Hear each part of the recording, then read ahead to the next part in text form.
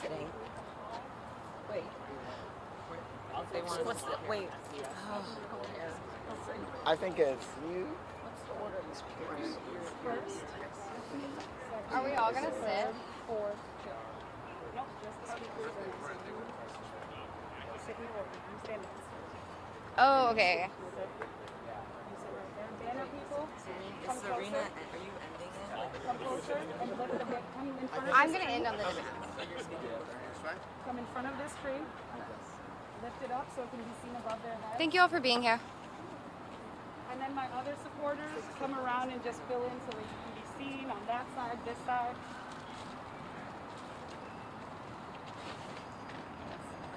Someone's gonna tell me when they're ready.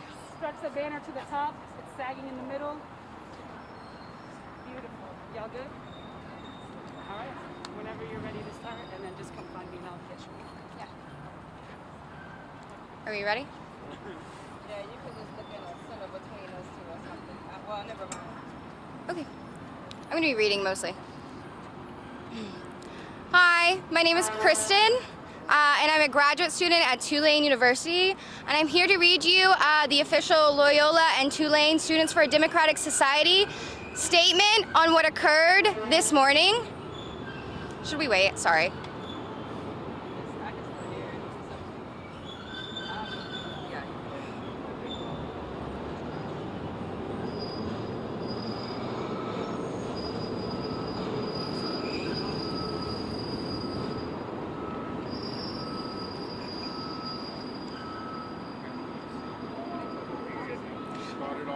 Okay. Hi, I'm Kristen, and I'm a graduate student at Tulane University. I'm here to read you the statement from both Tulane and Loyola Students for a Democratic Society on what occurred this morning.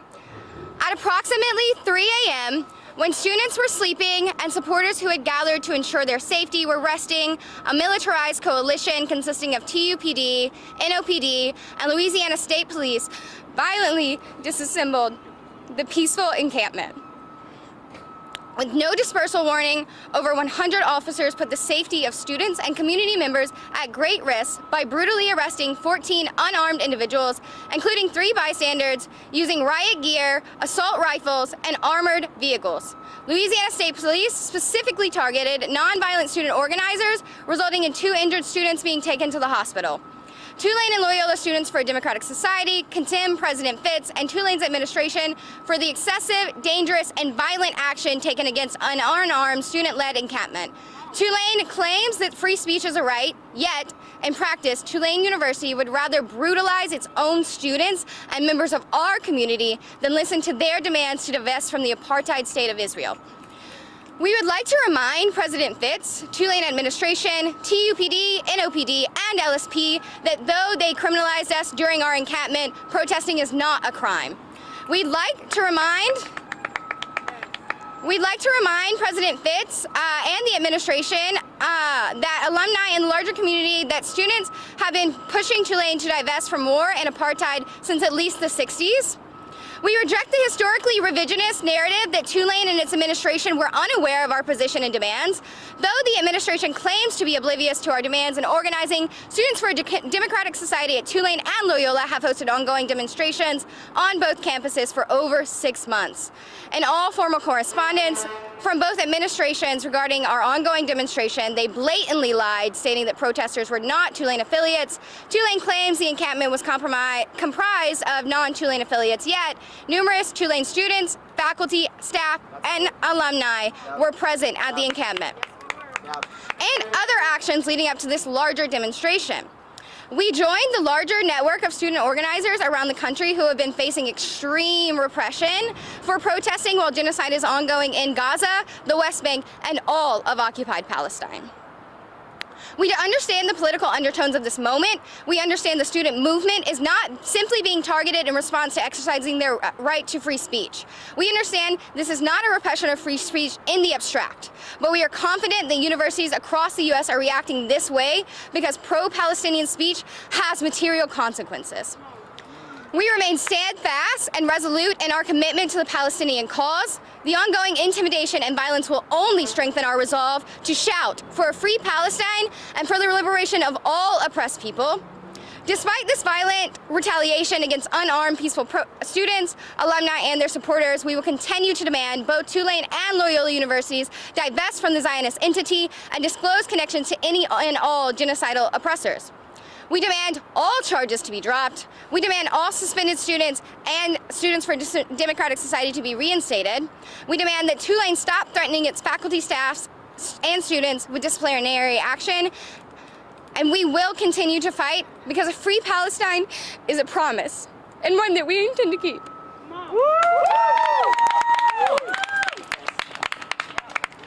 Hi, my name is Blue DeMarco. My pronouns are he, him. I am a student at Loyola University of New Orleans. The past 2 days have been the most liberating and most traumatizing days of my life. I existed in a fully free zone where I could be myself and with my peers. We had art, we had community, we had free medical care, which is not something I get, which is not something I've ever had. I had more food than I think I've ever had. So many people came to me and they wanted to help us.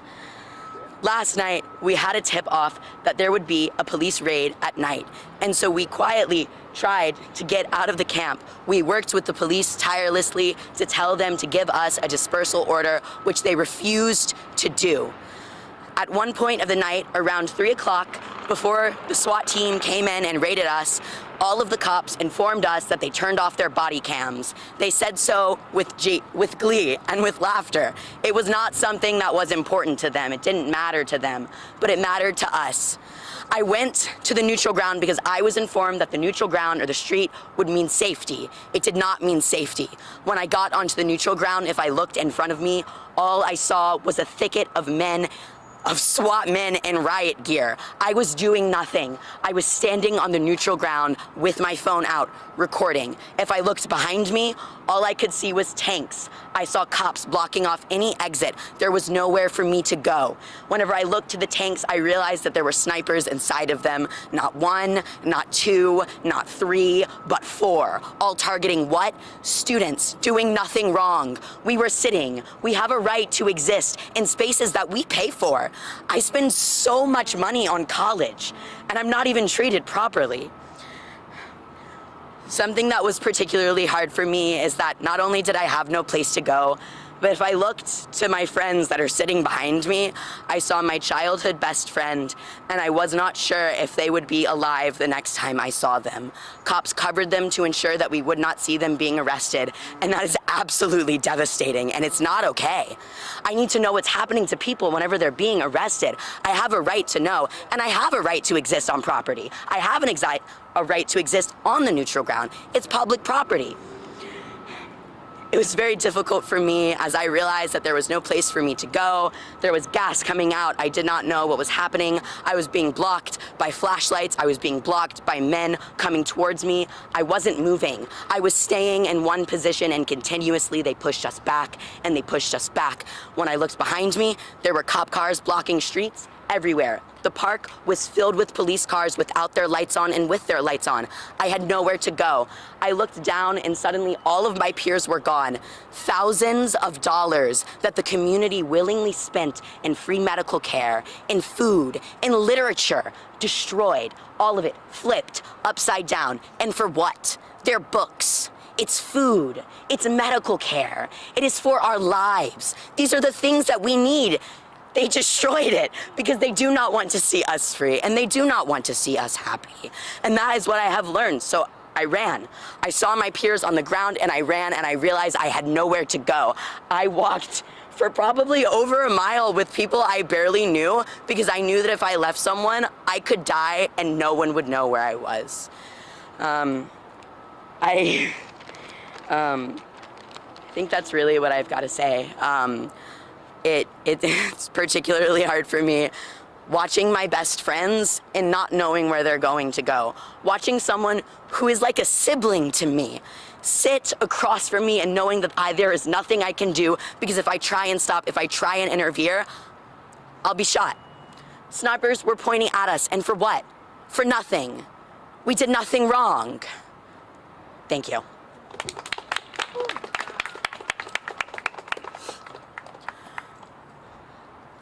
Hello, my name is Julia Berthelot. I use they, them pronouns.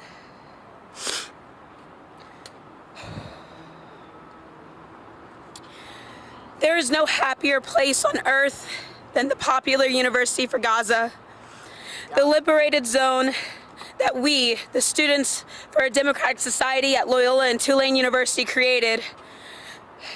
It was a place for oppressed people to experience liberation. This was ripped from us when the NOPD, SWAT, and TUPD surrounded us in riot gear.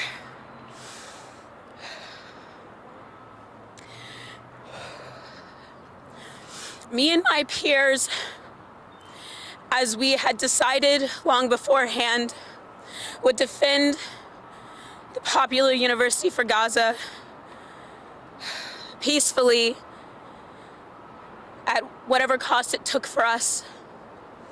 So we sat next to each other, arm in arm, as cops in riot gear enclosed on us. I looked across the street at the neutral ground, whereas my best friend Blue just mentioned we could see each other.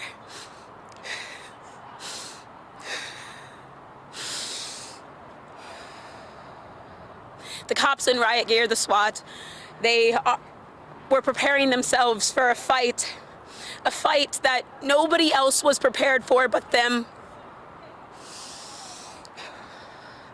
As I held my peers, my friends, my brothers and sisters close, as we could have no idea what was to come for us.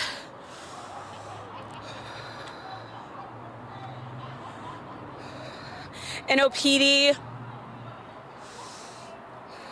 grabbed us one by one, manhandling us. I was one of two left behind.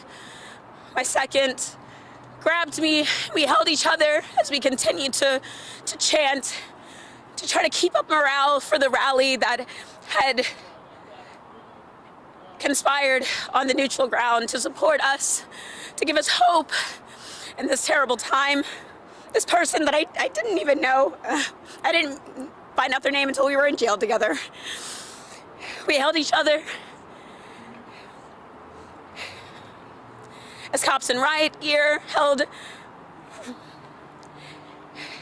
rifles to our heads and gloated about their cameras being off so nobody would know what actually happened. But they would, as my peers across the street were filming everything, as they would make sure that everyone knew what happened to us that night. I was grabbed, I was shoved, I was pushed, and I was pulled and thrown into a cop van with 5 others that I barely knew.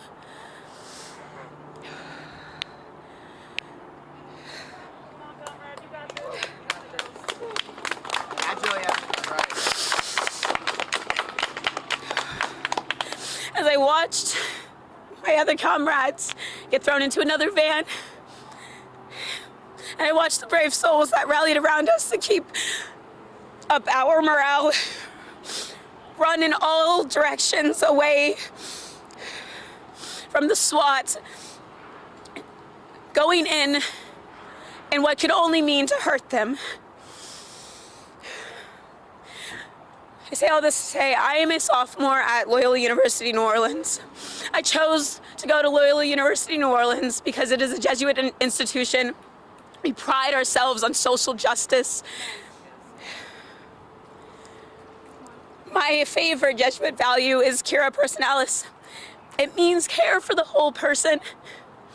And I wish I could say that I could feel safe in my university community. However, Loyola has put out a statement already to show that that is not the case, that they do not support us. As much as they want to say that they support free speech and our right to protest, they do not. They have said already that people that face arrest like I did will face further consequences on campus. And for what? What did I do? I fought for the people of Palestine. That's what I did. I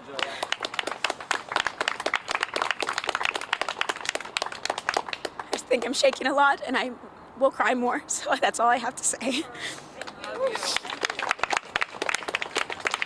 Protesting is not a crime. Protesting is not a crime. Protesting is not a crime. Protesting is not a crime. Free, free, free Palestine. Free, free, free Palestine. Free, free, free Palestine. Free, free, free Palestine. My name is Serena Sojic, born. I use she, her pronouns. I'm a Tulane alum. I'm a member of the Freedom Road Socialist Organization. We are a national organization of revolutionaries fighting for socialism in the United States. I attended the SDS Students for a Democratic Society protest from day one. And on that first day, as I was protesting with the other brave souls here, the police attacked me, arrested me, and charged me with criminal trespassing and 3 counts of battery on an officer. There's video evidence of me during the arrest and video evidence of me before, leading up to the arrest, video evidence of me after being handcuffed, showing no signs of battery on any officer of any kind. And then that day when I was arrested, 6 other people were arrested with me. And before they were arrested, the police trotted out horses through the crowd. And one of the horses actually kicked one of the people who were arrested with me in the head. And they carted us here to the jail.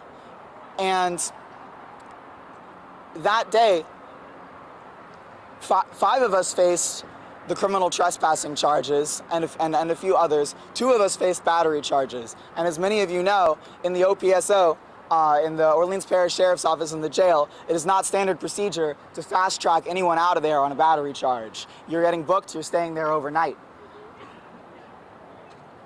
The movement understood that, and the movement stood behind me and stood behind the 6 other protesters and called until they left calls, and the lines were ringing here at the OPSO all day and all night until first the 5 of us without battery charges, then my comrade with the battery charge, and then finally myself were all released, all fast-tracked on recognizance without bail, thanks to the movement, because we keep us safe. That night, I was hungry. I came back to the encampment. That's right. The next day, I went back to the encampment again, and I gave a speech. And during my speech, a Zionist woman walked up to me and hit me with her purse, faces no battery charges, walked out of the protest calmly, in plain view of all of the police right there. The third day, when these other brave souls, these 14 other people were arrested, I was on the neutral ground. I watched the police line both sides of the neutral ground, both streets of St. Charles, and immediately began to push us. Several women reported getting pushed in their breasts, and they started attacking people, arrested at least 1 person, and the whole time in riot gear, with rifles, with live munition, with a SWAT car, with tear gas, but without a dispersal warning. Shame. At no point in the first hour or so of us being there with the police did we know. At no point did we know where to go. At no point did we know if it was safe to flee, if it was safe to stay. We had no idea because they gave us no dispersal warning throughout that time. This was earlier this morning at the same time as these 14 others have been charged with they couldn't even justify a criminal trespassing charge because people were sitting on the sidewalk, so they had to pull out this absurd charge of remaining motionless, of something of that kind. And None of these charges have anything to do with battery. None of these charges have anything to do with trespassing. None of these charges have anything to do with remaining motionless or resisting arrest. All of these charges are about shutting down the student movement in solidarity with Palestine. You want to talk about trespassing? How about 75 years of Israel taking Palestinian land, of Israel bombing Gaza, of Israel encroaching more and more on Palestinian territory? The state of Israel is trespassing. Its entire existence is trespassing on Palestinian land and Palestinian territory. And Tulane University has claimed that it wanted to keep its campus safe throughout this encampment. NOPD Superintendent Kirkpatrick has claimed that she wants to use the most peaceful methods possible to get rid of the protesters. I'll tell you the most peaceful method possible to get rid of the protesters. Tulane can completely divest from the state of Israel.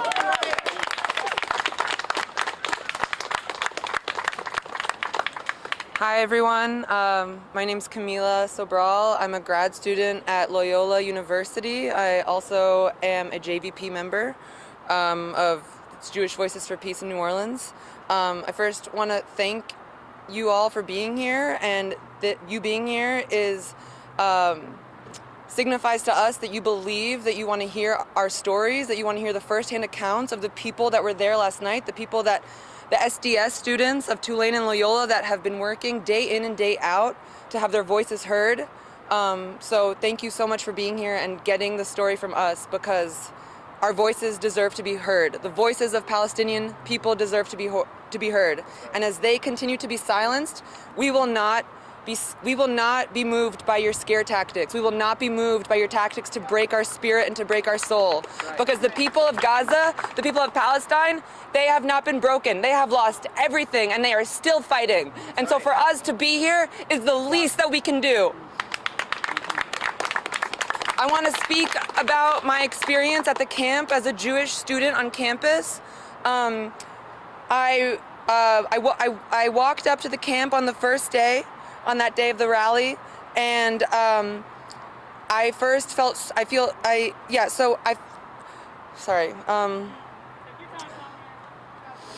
walked up to the camp, the People's University for Gaza, the liberated zone, and have never felt more proud to be a student in this moment.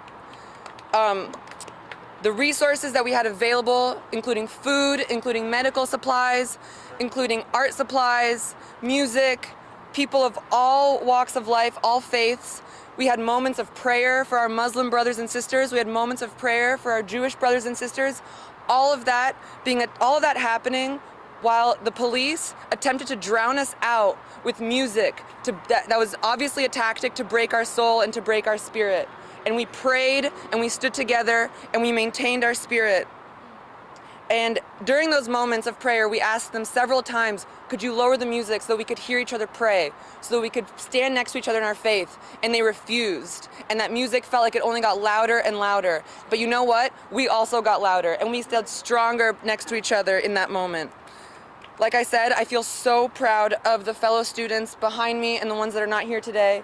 SDS students that have put in so much work to organize this movement. And after what happened last night, and the overall presence of the police throughout this moment, that to me is the real danger that I am facing as a Jewish student on campus. It is the presence of the police, it is the presence of Louisiana State Police that does not give a damn that I'm Jewish. They are out here talking about that they want to protect their Jewish students. You do not care that we are Jewish. You do not care that we are Muslim. You care for your own personal capital interests that you are working so hard to defend against all costs, putting your students at risk, not caring about their bodily safety, their mental safety. Some of these students that have been suspended have nowhere to sleep tonight. After spending all night, all day out in the streets, they have nowhere to sleep tonight. That is on you, Tulane. That is on you, Loyola. And I will not be surprised that, no, in fact, I'm not surprised. I know that this movement is only going to get stronger. And what the student movement has done has galvanized an entire generation of students. We are learning from our history that students have always been at the forefront of these movements. And thank you. No, I'm not saying thank you. But What you did last night has only motivated us more. We are out here today. We are not stopping until the demands are met, until the students that have been suspended are reinstated, and come to the table. Disclose your financial agreements that you have with Israel. The people of Gaza need it right now. Every day that passes is too late already. We need to defend ourselves and defend the people of Gaza and Palestine, which is why we are out here, which is what we are fighting for. And I feel so proud to be standing alongside other Jewish organizers and Jewish students and Jewish faith leaders to know that this is our right to do. This is what is demanded of us in this moment. And so I want to encourage everyone. We got us. We keep ourselves safe. The movement will continue. We are not anywhere near being done until we see a free Palestine within our lifetime. Thank you so much.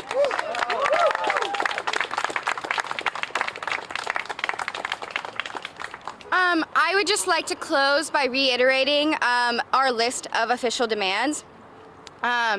One, that Tulane and Loyola University divest fully from Israeli corporations and corporations that supply arms, fuel, or technology to Israel. Two, that Tulane and Loyola University discloses their annual investments of their endowments beginning with the years 2023. That Tulane and Loyola University cut all ties with Israeli universities, including canceling all birthright trips to occupied Palestine. That's right. Yep. 4, that Tulane and Loyola University publicly state their support for the City Council of New Orleans to pass a ceasefire resolution. That both universities provide institutional protection for Arab and Palestinian students. And finally, our newest addition, a new demand, is that all charges against protesters be dropped and that both Tulane University reinstate all suspended students and that universities refuse to pursue further retaliation against its students, faculty, and staff.